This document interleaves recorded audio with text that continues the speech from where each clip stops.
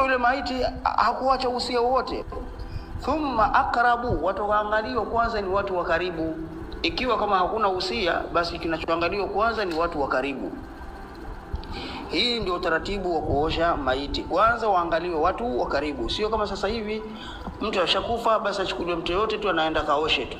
Itakuja katika hali ya kutueleza, lakini kitu cha kwanza kinachoangaliwa ni mtu aliyekuwa karibu, kwa sababu kuna mambo mengi ambayo maiti anaweza kama amekufa nayo ya aibu ya hapa na pale. Kwa wewe kama mtu wa karibu unaweza kwenda kumstiri yule maiti yako. Kwa hiyo mtu wa kwanza ni akrabu. Katika fala akrabu kama vile mfano kal abi, kwanza kama ni mwanaume atakitanguliwa kwanza, ni angaliwa kwanza ni baba. Kisheria baba ndiyo atakwenda kuosha mwanawe. Kwa mwanamke alkadhalika anatakatangulia ni mama. Waljaddu, na mtu wa pili baada ya baba ni babu, kama vile katika mirathi au katika ndoa, katika kuozesha, katika zile wale walii ni baba kisha babu kisha ni ibnu. Sasa na kuosha pia maiti, fal akrabu, watu walio karibu, awala wa kwanza kal abi, kwanza ni baba, waljaddu na babu, kisha wal ibnu. Kama pana mtoto ambaye kwamba tayari ashakuwa ni thiq adil, basi na yeye anajua, basi itawidi aingie katika hilo. Kwa hiyo watu wa karibu kama vile baba ndiye atakayetangulia, ni mtu wa kwanza. Ama akikosekana baba itakuwa ni babu, ama akikosekana babu itakuwa ni mtoto.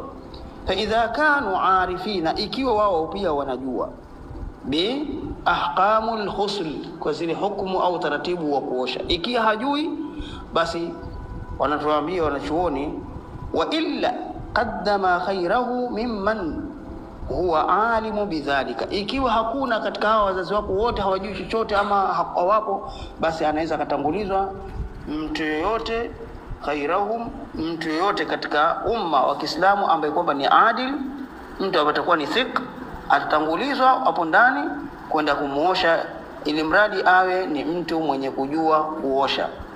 Wa rajulu yaghsulu rajul, na sheria mwanaume atamuosha mwanaume mwenzie.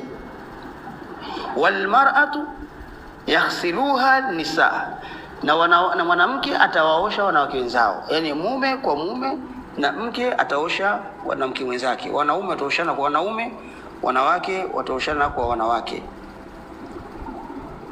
Walikulli min rijali wa min kulli rajul wa min kulli rijal wan nisa'i taghsiluhu al-atfalu duna as-sabi'a.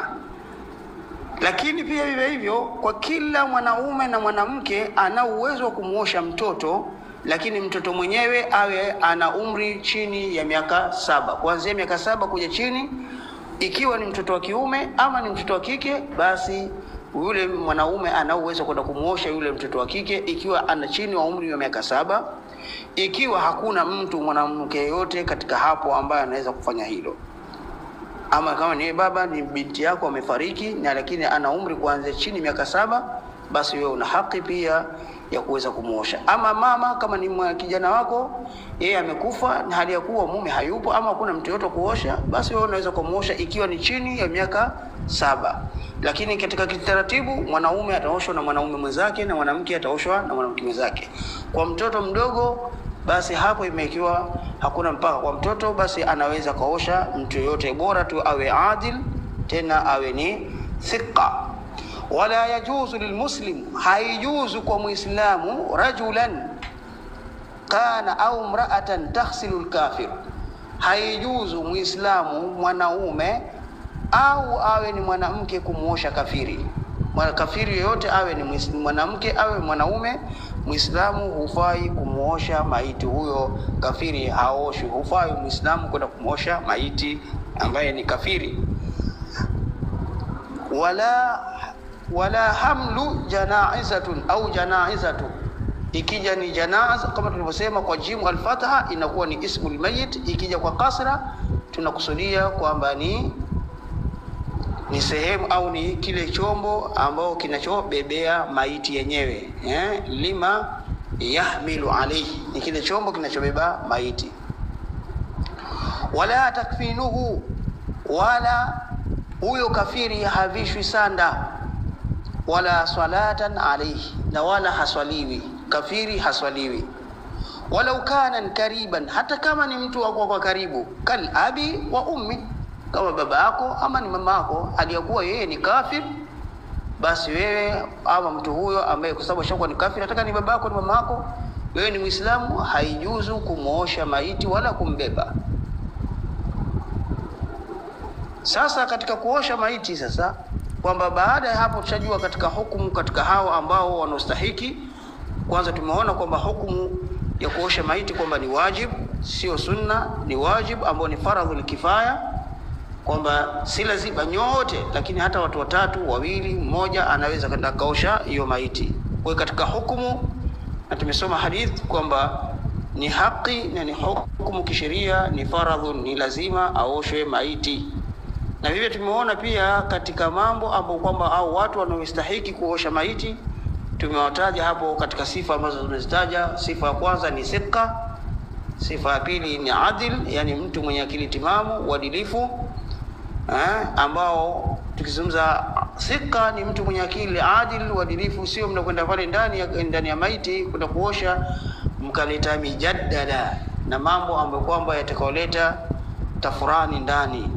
Kwa hiyo haitakiwi. Kwa lazima mtu ajue ahkam al-ghusl au hukumu ya kuosha au at-tartib al-ghusl, utaratibu wa kuosha. Kwa hiyo pia tumeona pia katika sheria mwanamke anaoshwa na mwanamke mwenzake, mwanaume anaoshwa na mwanaume mwenzake, na mwanaume ana uwezo wa kumosha mkewe na mwanamke ana uwezo wa kumosha mumewe. Hii ndio fursa pekee yake, ila baba hawezi kumosha mtu binti yake ikiwa tayari ni baligh, kupita kuanzia miaka 7 kwenda juu. Hata kama ni baba, binti yako hupaswi kumosha.